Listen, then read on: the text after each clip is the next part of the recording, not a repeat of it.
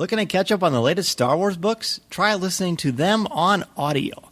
Featuring sound effects and music directly from the movies, Star Wars audiobooks are the definitive listening experience.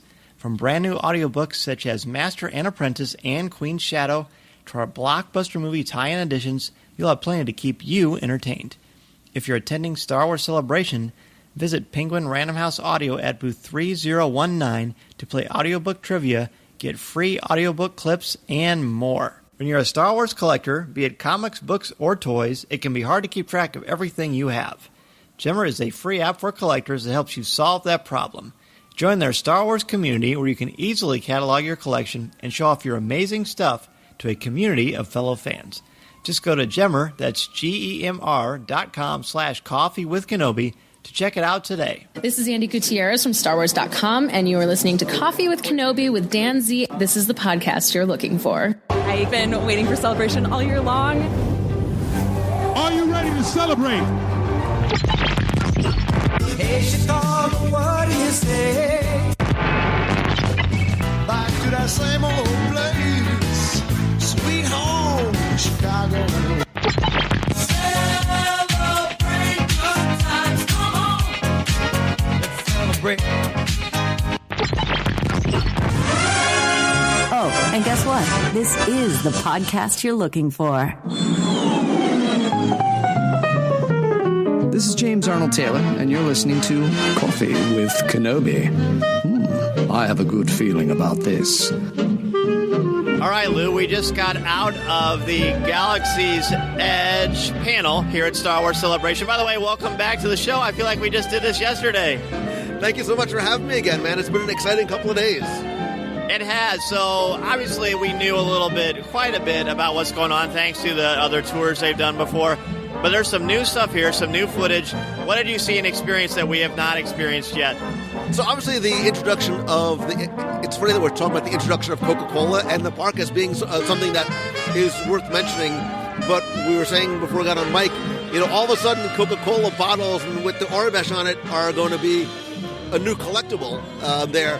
I think you hear the John Williams music in the background and that little bit of extra footage of what the atmosphere of the land is going to be like. I mean, I really do believe the land itself is sort of the third attraction that is going to be one of the things that's not just going to be part of the queue and a place to wait, but something that you have to go and see.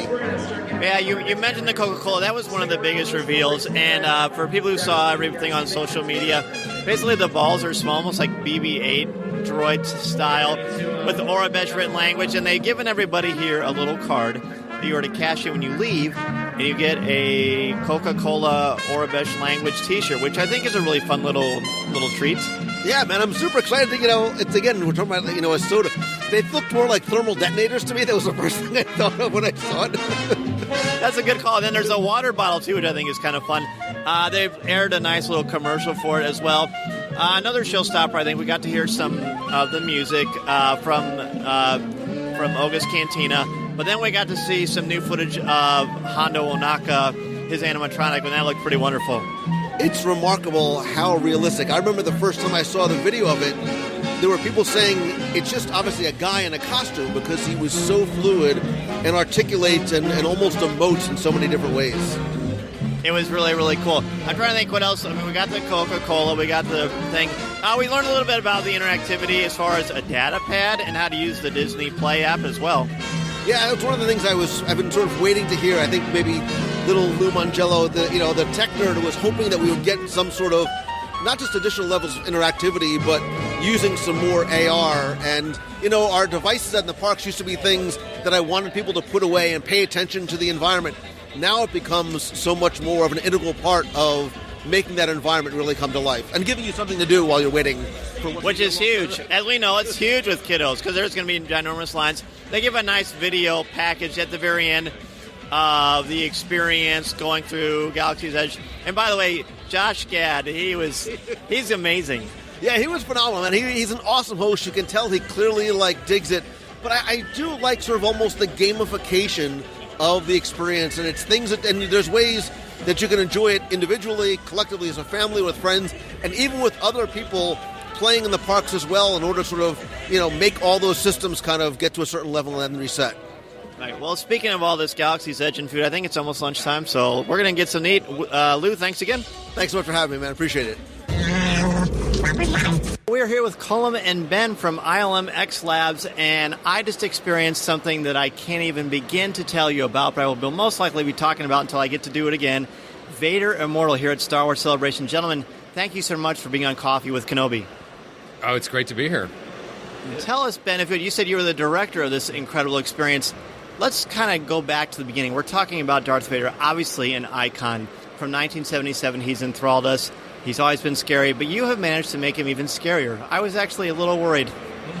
That's great. I'm glad. Well, when you think about what would you, if you were making a VR experience, what Star Wars character would you want to encounter, then, or, maybe you're scared to encounter, then Darth Vader is the first thing that springs to mind. And we kind of wanted to do something that was, between the time when he became Darth Vader from Anakin Skywalker, but before we really see him hitting the height of his powers in A New Hope, in Star Wars New Hope. So it was a great opportunity for us to both give you an experience and wish fulfillment, perhaps, of meeting a character like that, being able to walk some Imperial corridors, and give us maybe a little bit of a good story opportunity where we can maybe see a side of Vader we normally wouldn't see.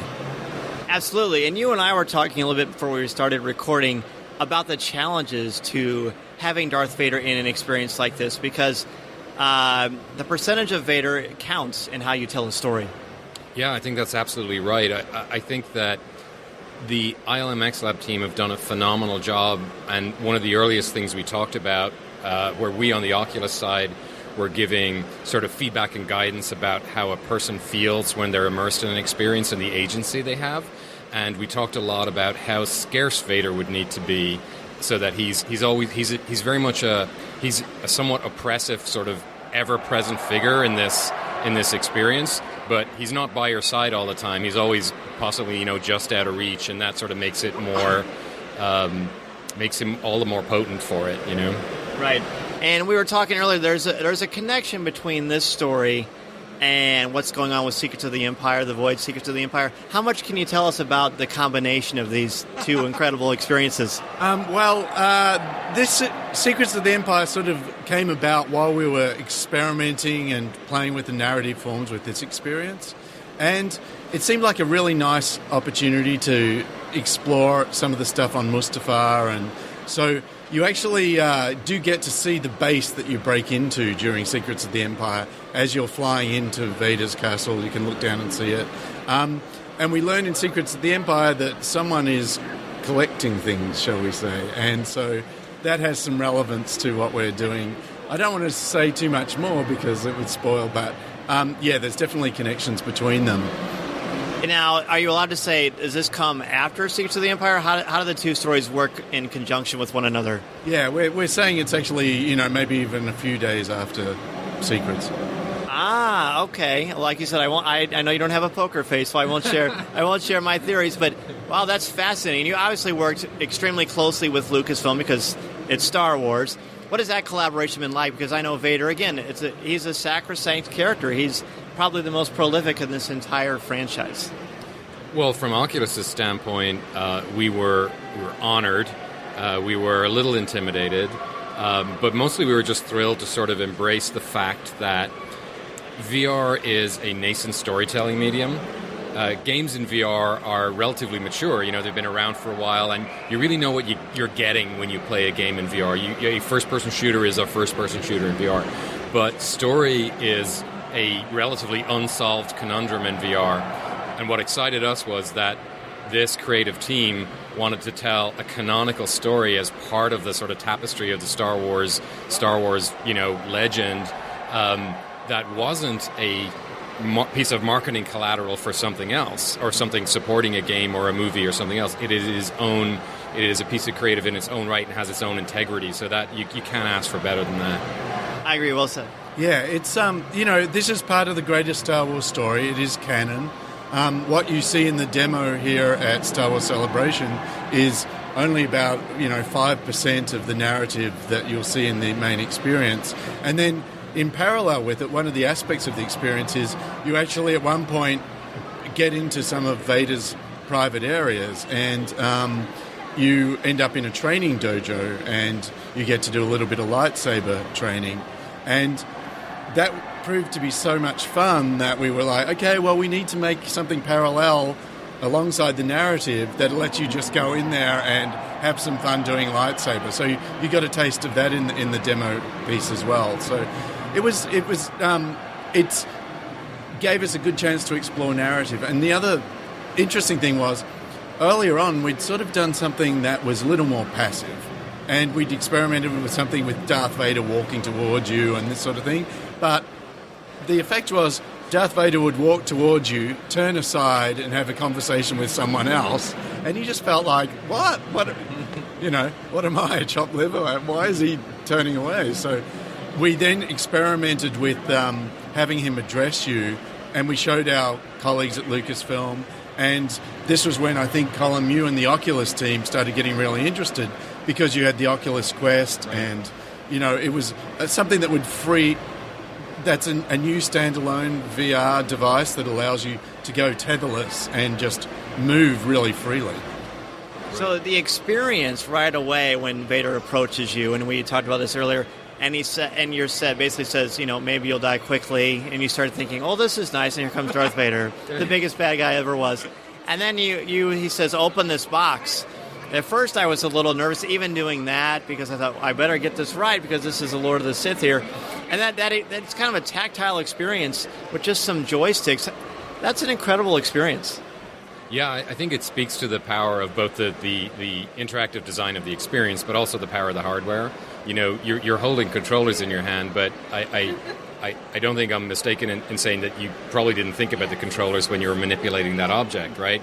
You have relatively fine motor control. You're poking at things, you're turning things, and sort of the plastic and the hardware melts away, and suddenly you just feel as though you're in that universe and you're manipulating this mystical object with your hands. Right. Yeah, and you're even pushing a button. It's like, wow, this is an incredible thing. So I don't really want to give away too much of the story, because I know people will be listening to this over the weekend, and I want them, you have to come and experience this. It has become one of the must-dos at Star Wars Celebration, quite honestly. I do want to ask you a couple of questions, though.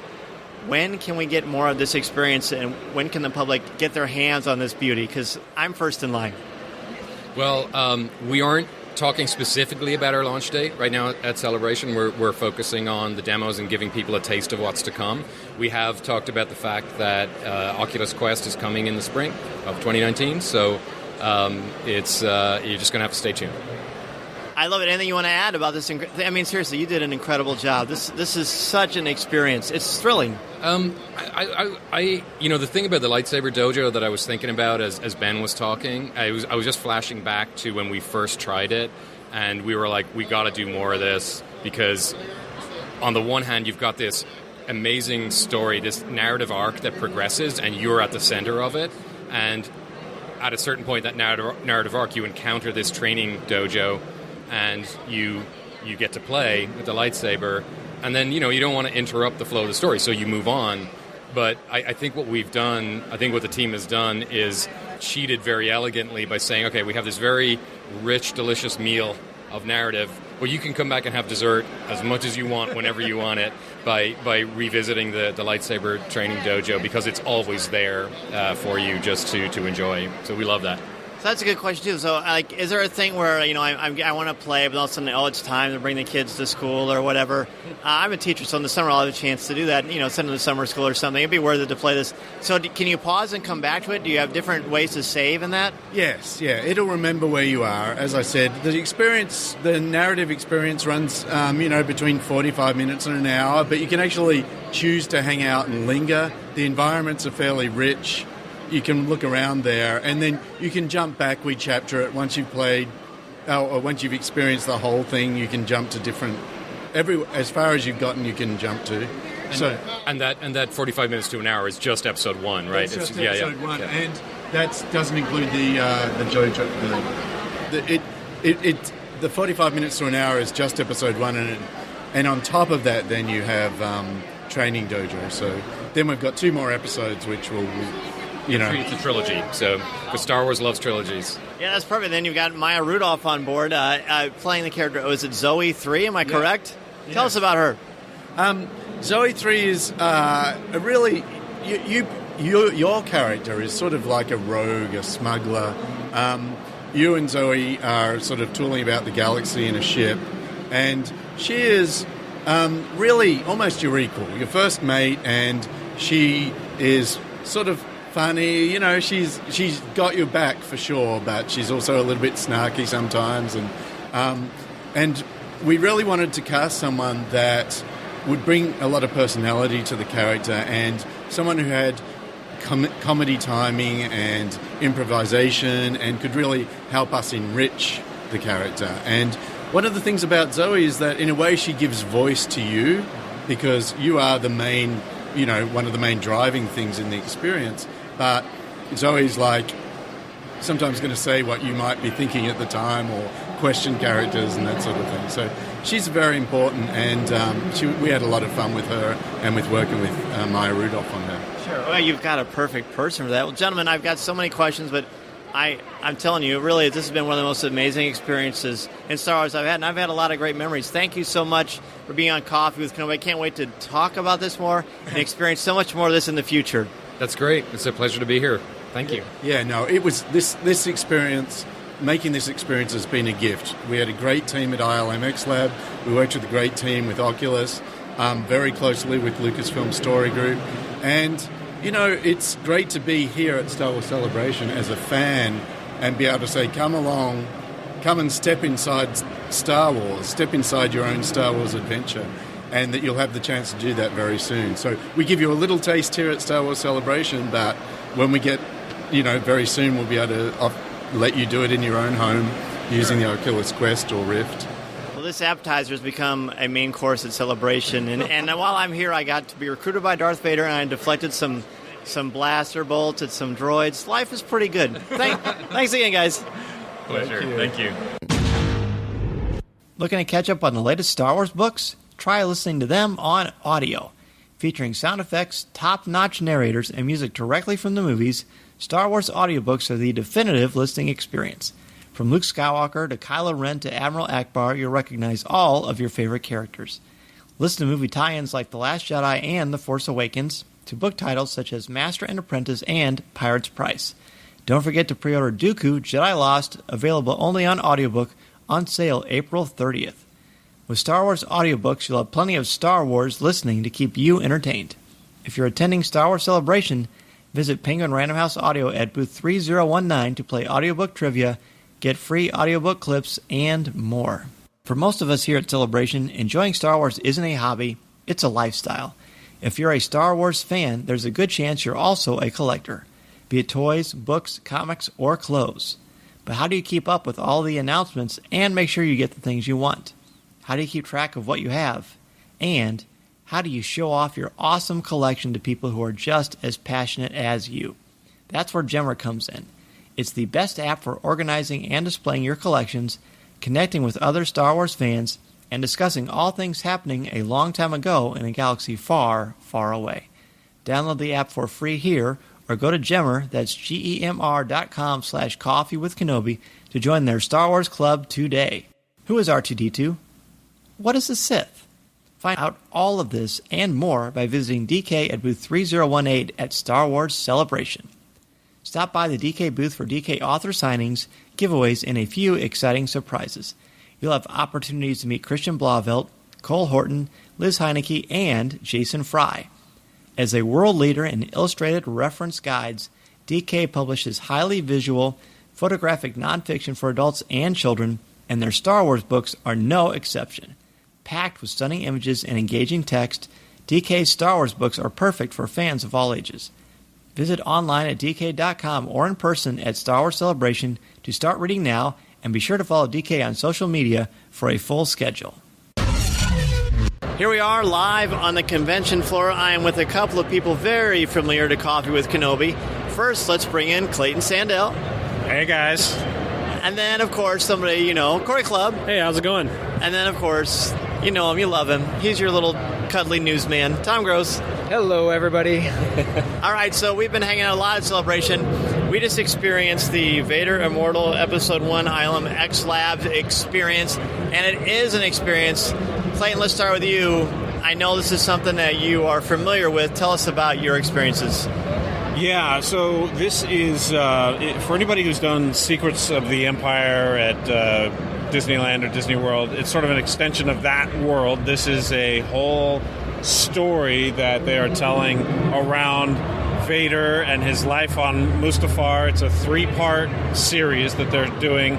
They'll release it in late spring, I am told. I had the privilege of doing the first episode, going through the first episode, which I can't even really talk about what's in it, but it blew my mind.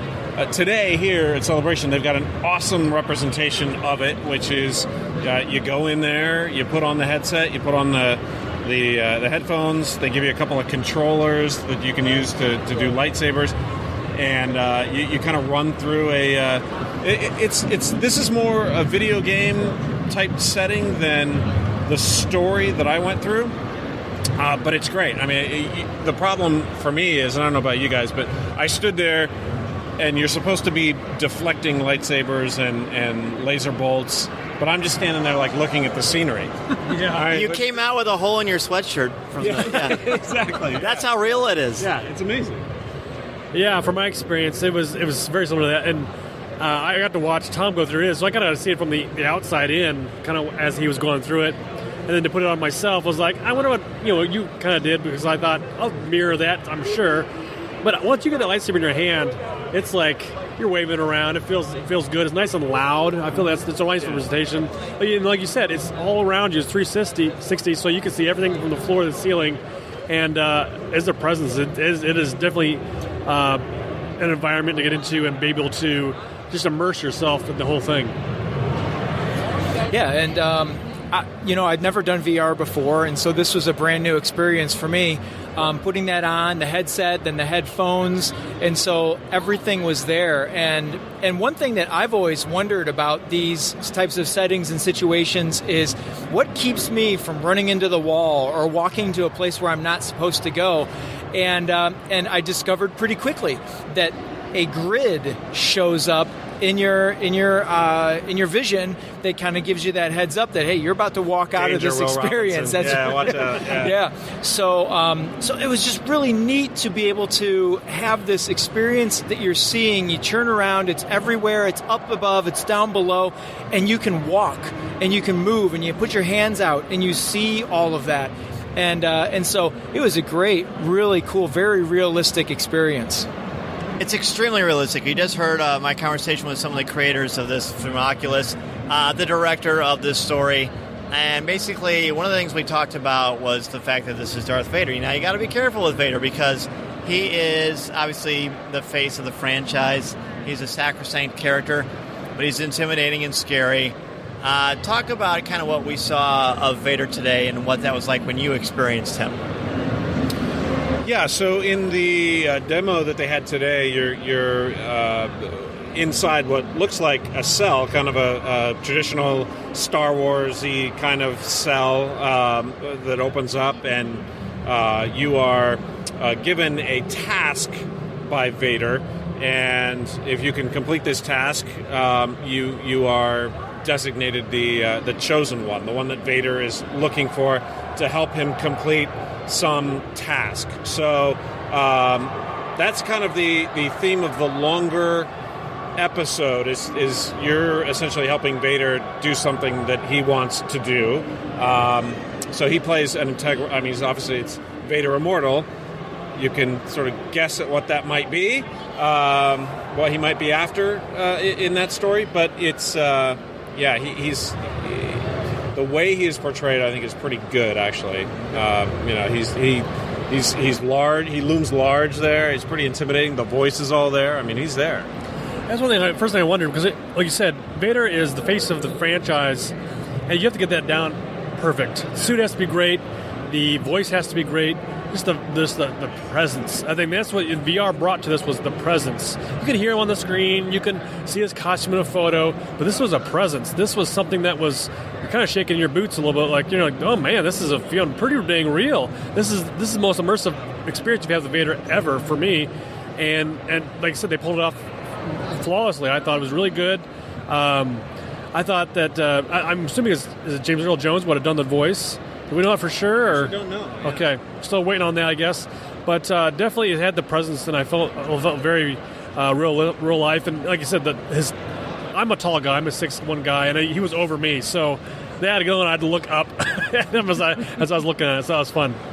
Yeah, a couple of things that really stood out with me regarding Darth Vader in this one. Well, you mentioned that, Clayton, you'd mentioned how kind of the storyline of it, but before you realize that, when you start the experience, you're not sure what your purpose is in the experience. And when he is introduced, he's down a hallway, and the door flies open, and I had an initial sense that I was the target of his wrath, right. and I had images of the end of Rogue One in my head, and I was a little scared.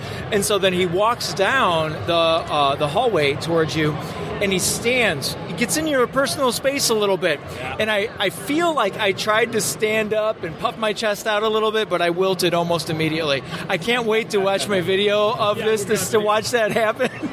So, but it was phenomenal. You're braver than me, because when Vader walked towards me, I thought, oh my gosh, holy crap. Because they say, you'll die a quick death or something. I thought, oh, that's nice. And then the door dramatically slides open. It reminds you of Rogue One. It reminded me a lot of Secrets of the Empire, The Void. I talked to the creators about that, and they said this basically takes place a few days after what happens at Disney World Secrets of the Void, which actually does make a little bit of sense, considering what we saw. But he's very intimidating. I won't ruin all different plot points, but you're pushing buttons, you are doing all these things. It feels realistic, just with the headset, and you're very immersed. You can't hear the outside world. You can't see anything. You're there. Like when the thing came off, I was like, wow, and I was a little disappointed because I want to jump right back into that world. Yeah. And it sounds like the storytelling is. Just Chapter 1 was 1 hour of gameplay alone. And it's going to be a trilogy. It's a real story, and it will affect canon. I mean, there are things in it that pop up that will... people will be talking about a great deal. It really does change sort of our understanding of Vader and what goes on. So I'm excited to see everybody get into that. But yeah, and the cool thing about it also, for people, if you've ever done the... Secrets of the Empire, that is, you're running around, you're physically running from room to room, which obviously you can't do here because this is something you're supposed to have at your house, and you talked about the Guardian system and the grid and all of that to keep you in one spot. So in lieu of doing all of that physical moving around, there's a lot more interactivity in the story. So there's a lot of button pushing, levers, climbing, lightsabers. There's a lot of that that I think kind of makes up for having to basically stay in one place. Mm-hmm. Oh, I agree. And we got to wield a lightsaber and deflect blasters back at droids. Yeah. That was a great experience. Anything else you want to add before we jump into the main course? I want to say one more thing. I thought that the folks running the show was really smooth. They greeted us really well. Eric was our little, I guess, help us set up and everything. He was great. It was funny because at one point he was kind of backing off. He said as I was coming towards him with my virtual lightsaber, and so it was really good to interact with him too. So shout out to him and all the folks at the lab there and making that happen for us. So I'm just curious with the rest of you. Did you have any moments where you literally jumped out of just surprise of what was going to happen in the experience, where a droid popped out or laser bolts were coming towards you or anything like that? Because I certainly did. Tell us. Well, I mean, so you've got the little training droid floating around, and it goes up above into sort of what would appear to be 15 feet away from you, and laser bolts come searing at you, and you're to deflect them with the lightsaber. I was afraid not to. Yeah. I really thought I was going to feel a little bit of tinge or a singe or something. And thank goodness on that one, I scored a perfect. I did too. So maybe it does hurt. No, I'm just kidding. But it really has a sense of reality to it, and it was very well done. And Cory, I'll just reinforce what you had said about how well they were and professional they were in handling it and telling you everything that you were going to experience before they put everything onto you and got it going. So hats off to them for such a professional display and demo here. Oh, I agree very much. What a great experience. Thanks again to them for making that happen for us. Let's switch gears. People have been asking, why aren't you talking about the trailer yet? We just saw it. It's time to talk about the trailer. I don't know how much time we have to go into it, and we could certainly spend hours on it. But, gentlemen, where do we start? The Rise of Skywalker. Let's just... So, Cory, why don't you start with this? Tell overall impressions of this beauty. To me, it was perfection. I think that just the way that it presented the trailer was great, because I couldn't really find a flaw. Everything about that was well done. I think we've got no Rey, we've got to know some of these characters so well. To see them on screen is easy, right? But now we see them kind of fully formed. We see them doing their thing again on the screen. They're in action, and they're able to basically bring us more of the story, and that's what we want, more of the story, what's going to happen next type thing. And that's what they gave us as far as the trailer goes. Like, some time has passed, and we're looking forward to see how it's going to all play out. That's the other thing too. It's like, we see these new characters, we also see some old characters come back as well. So real quick, you said something that interested me. Well, a lot of things you said interested me. But originally you had been like, I don't know how much more story is left. Did this pique your interest for episode 9? It does, and I think the task was for J.J. Abrams was to be able to take this and mold this into a story that would say, they say this is the end of the Skywalker saga. They're still calling it the end. So to wrap it up in a nice package, what are we going to know? What are we going to find out? Obviously the title is very clear, the Rise of Skywalker. So there's something to be had there. Yes, I think there's a lot of story to be told left for this last episode. But I think what I hope they do is that they make it so that it permeates the entire galaxy, so that that's felt. Which I just talked about Vader, how much he's a presence. Skywalker is also a presence, so that too will be hopefully kind of reach its way all the way out to the galaxy moving forward. All right, Clayton, what about you? What are your initial impressions of this thing? I thought it was a beautiful trailer. I mean, the cinematography in it is spectacular. I loved how it starts. I loved everything about it. I love the fact that it raises a heck of a lot more questions than it answers. I mean, this is with the title alone, we don't really know what's coming.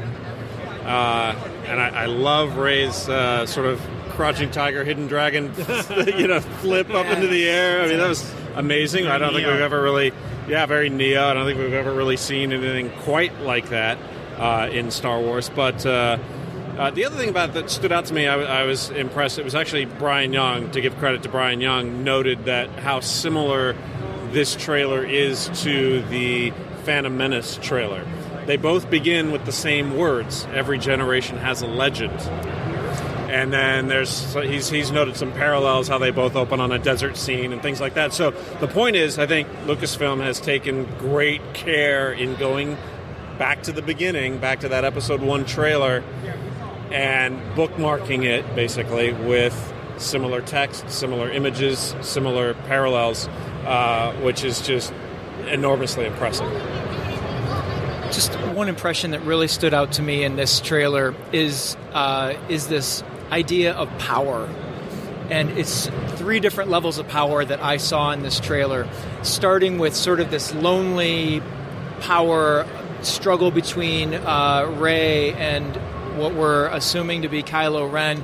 And your crouching tiger hidden. That's one of my favorite moments of that, is when she ignites that saber and then turns on her toes into that crouch before she starts running. Oh, such confidence, such power that just is in that whole move is right there. And then we have the power of heroes and the power of war show up. And then the last power is the power that makes your skin crawl, that powerful laughter that just brings back so many memories and so much concern for what could possibly become.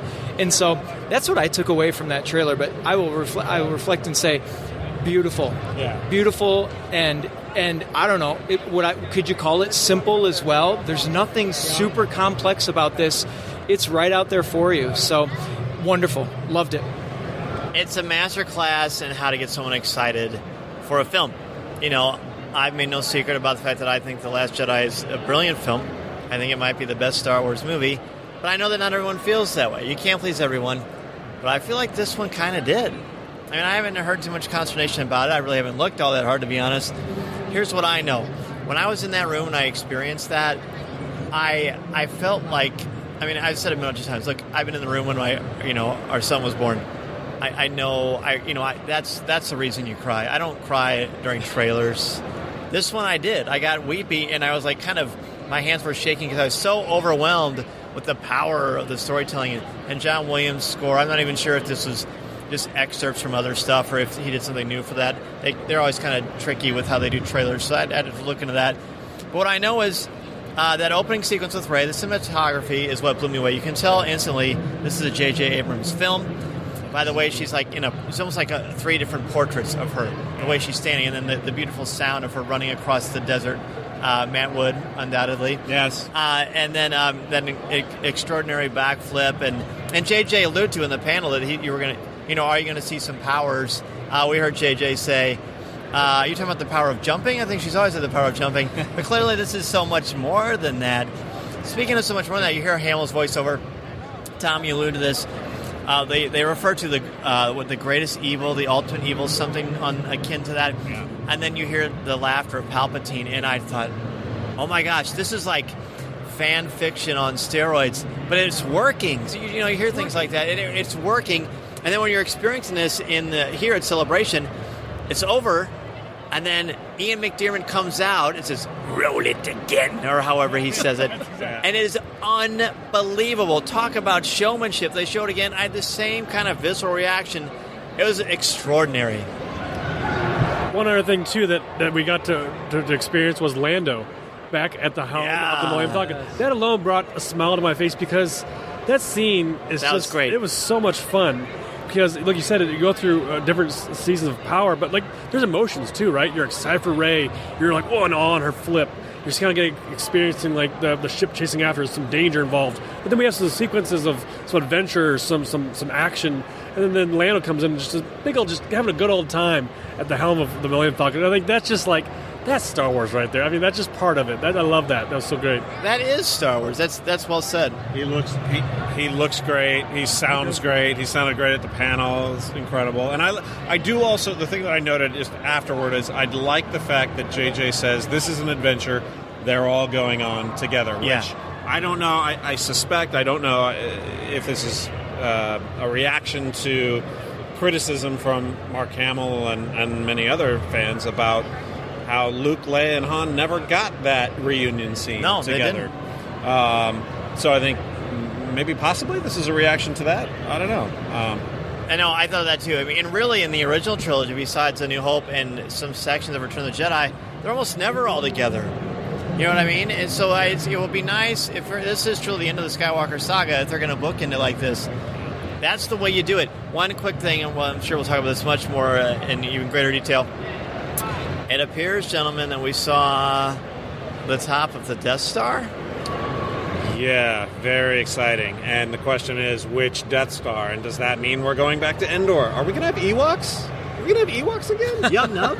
Yub Nub? Come on. That thought just hit me. All right, and now I'm excited. I thought that was a beautiful scene, and they're all kind of walking up to the ledge of the bluff there, or look over that ocean, and you look into the distance. What it reminded me of was when in Force Awakens, it opens with that speeder going across the desert, and then all of a sudden whoa, that's a Star Destroyer.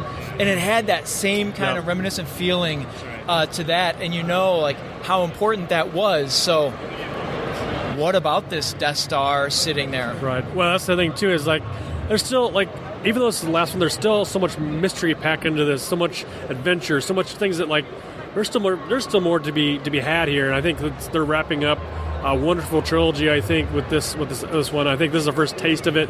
We'll obviously get a lot more coming towards us, but all in all, I thought it was the best we've seen so far. Maybe we should try to figure out, not to now, but a top 5 moments from the trailer. Maybe that'll be something we can do on those, after Celebration. All right, guys. See you soon. Looking to catch up on the latest Star Wars books? Try listening to them on audio.